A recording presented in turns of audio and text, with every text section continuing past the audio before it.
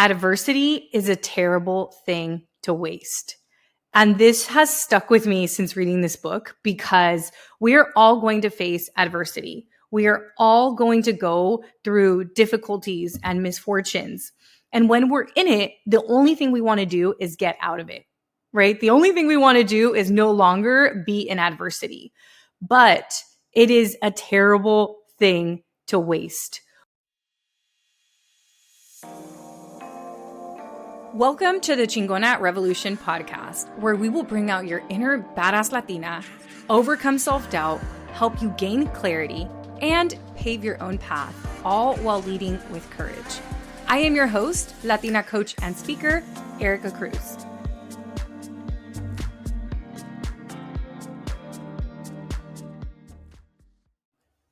Hello. Welcome back to this week's episode of Chingona Revolution podcast. This is a very short and informal episode where I want to talk to you about overcoming difficult times. The truth is, we are all going to go through difficult times, right? Life is going to life. Not everything is going to go the way that we want it to. But how we react to these moments is what dictates the quality of our lives.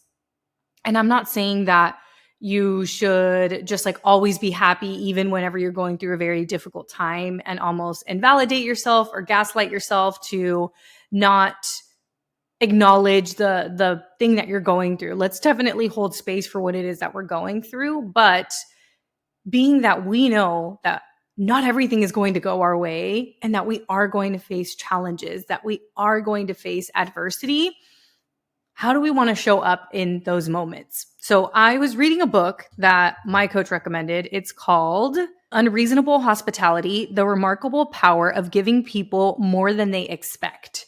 It is a great book if you are a business owner or if you are in hospitality. It is specifically around the restaurant industry and how they took 11 Madison Park, which was a restaurant in New York, as a restaurant that just was getting really bad reviews and a bad rep, to becoming the number one restaurant in the world, and how they used hospitality to do that. And in this book, they're talking about the 2008 recession. And they title this chapter, Adversity is a Terrible Thing to Waste. And this has stuck with me since reading this book because we're all going to face adversity. We are all going to go through difficulties and misfortunes. And when we're in it, the only thing we want to do is get out of it, right? The only thing we want to do is no longer be in adversity. But it is a terrible thing to waste. When you know that through adversity and through challenges and through failures and through misfortune, that is how you're going to grow and how you're going to learn. How can we look at adversity as from a different perspective? I've said many times on this podcast, we don't learn from winning, we learn from failing. And that's exactly why inside of my group program, Courage Driven Latina, we have everybody work on a failure challenge. We actually just finished the failure challenge last week. We did it all the month of April. And y'all, every time we do the failure challenge, there is more action taken in this program than any other time. And people start looking at failure differently. They start looking at it as an opportunity for growth, because whenever they're allowing themselves to do something that could possibly result in failure, they're also just taking more action and more risks and practicing courage, which is inevitably going to also give them more wins. It's not like they failed every time they tried. No, they ended up with a ton of wins. People made so much progress on their courage projects. And I feel like we should almost call it the adversity challenge, because I'm so obsessed with this quote. But now, I think the failure challenge works really well because they begin to redefine the way they look at failure. And it's so interesting because you would think, okay, after 1 month of participating in a quote unquote failure challenge, do people come out feeling more like a failure? No, the complete opposite happens. They learn so much, they gain so much clarity, they're a lot more vulnerable, they're willing to ask for coaching. It just completely transforms people whenever they lean into adversity, whenever they lean into failure.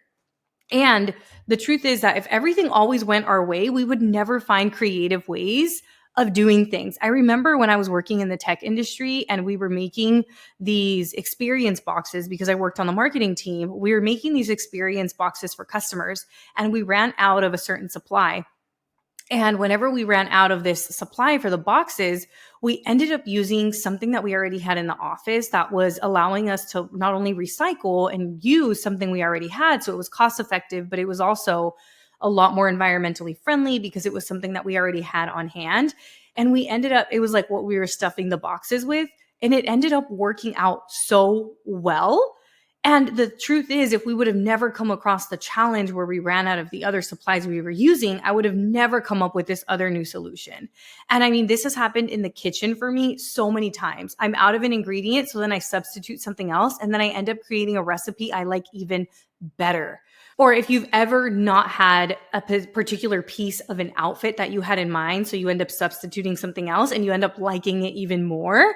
Or when you just like don't have something, so you have to get resourceful. That is a beautiful example of how adversity was not wasted. And in this book, they're talking about the 2008 recession and how a lot of people were not spending money on fine dining. They were being a lot more careful with how they are spending their money, and they had to get really creative, and they created a 2-course lunch menu that was getting more people in the doors, that was a little bit more accessible, and they just got really scrappy with the way they were doing things. They looked at their finances, and I feel like a lot of us are going through adversity right now, but how can we utilize it to inspire creativity? How can we utilize it to allow us to pivot in a different direction? Again, I've said this so many times on the podcast, but failure is nothing more than redirection. Just like, rejection is redirection, so is failure. Failure is teaching you what does not work so that you can then practice something that does work. If everything you did always worked, you would never try new things. A lot of the beautiful things that we have today, all of the amazing solutions, were because they were like, there was adversity that occurred, some type of challenge that occurred, and now this was solving the problem. Like even Zoom, right? Or like video conferencing. The challenge was that people couldn't travel across the world to have a business meeting to then like follow up again in a week if you lived on one continent versus another. And that's how this was born. So a lot of what we are experiencing today is the solution to what was adversity at some point. So I don't know what you're going through in your life, but I can tell you that in my life, I've gone through a lot of adversity this year. Even since the end of last year, I've had a lot of ups and downs this year. Business is just kind of shifting. The economy is different. The way that I have enrolled in my programs I've had to get really creative. I've had to do things different. But you know what? I've learned so much. I mean, I am so excited about this round of Magnetic Mastermind that I just finished enrolling for, because I have started to look at my business from a new perspective through all of the recent adversity that I've had. I cannot wait to serve my clients because I feel like I've come up with so many creative solutions to get people results faster that I wouldn't have come up with if everything was going all fine and dandy. So again, the quote is, adversity is a terrible thing to waste. So whatever you find yourself going through in life right now, I know it can feel like, oh, I just want to get out of this. But what if you sat with it for a moment? What if you sat with it and maybe journaled about a few things? What if you sat with it and maybe talked to your adversity, maybe through visualization or through journaling? And here is some of the things that I would have you reflect on. You can always come back to this and you can take a screenshot of where you are in the podcast episode so you can journal about this later. But I'm going to give you some journal prompts that immediately come to mind and what I would inspire you to reflect on. So the first thing is, what is the adversity I find myself in right now? What are the challenges I find myself in right now? This could be life related, business related, friendship related. I mean, whatever is going on in your life right now. And then ask yourself a follow-up question of, what could this be teaching me? And you don't have to be right? What could this be teaching me? We're just leaning into it with curiosity. And then you're going to start to broaden your perspective by answering that question. And then I want you to answer, who would I be if I never went through this adversity? Who would I be if I never went through this challenge? And then the final question is, who will I be when I overcome this adversity? So those would be the 4 things that I would have you reflect on and journal on, and really start to look at adversity as a very powerful player in your life that is helping you grow and is helping you expand. And even though all we want to do is like sucker punch this sometimes and just escape it, how can you lean into it? How can you grow from it?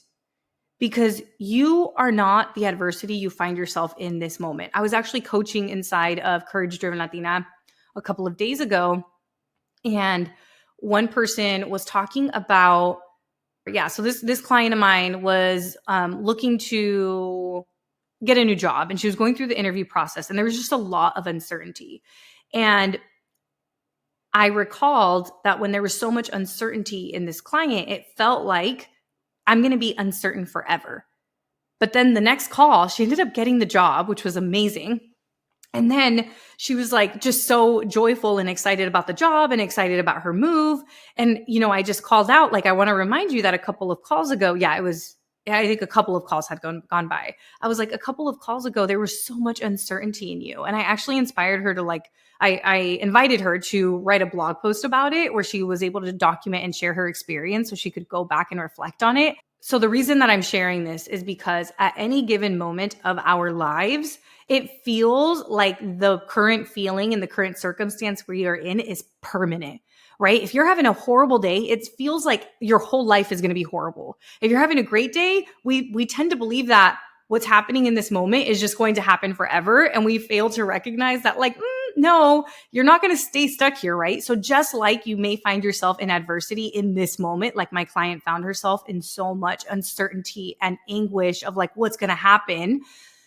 Remember that this is only temporary. Nothing is ever permanent. Nothing is ever permanent. So you will overcome this adversity, but while you're in it, I invite you to take it to dinner, to sit with it, to journal about it, and to learn as much as you can from it.